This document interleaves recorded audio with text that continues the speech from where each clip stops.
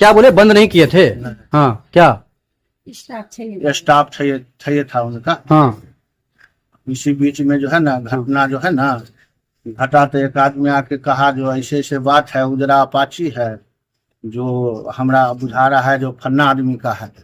तो स्टाफ से फोन करवाए जो कहाँ गया राहुल, तो स्टाफ जो है ना कहे मार्केट गए हैं, सामान लेके गए हैं। उसके बाद जो है ना ये जो कहा हमको, माने देखे हैं फन्ना गाड़ी है, तो फोन करवाए, फोने नहीं उठा रहा था। उसके बाद हम भी फोन किया, हमारा बचवा भी किया, किसी का फोन जो है ना उठाया नहीं।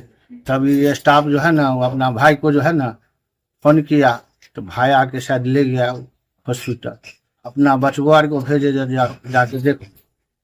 बस यही बात बोलने के लाया था, गाँव घर का गाँव के घर का था, मतलब उसको पहचान रहा था? नहीं, गाड़ी को पहचाने नहीं वो। हाँ, वो जो है न कहे ऐसा ऐसा बात, इस क्षेत्र में गोली चल गया हाँ, ऐसा? जो उजला गाड़ी है इधरे उधर मुँह जो है न लगल है, गाड़ी जो है न चालू है, स्टार्टे है।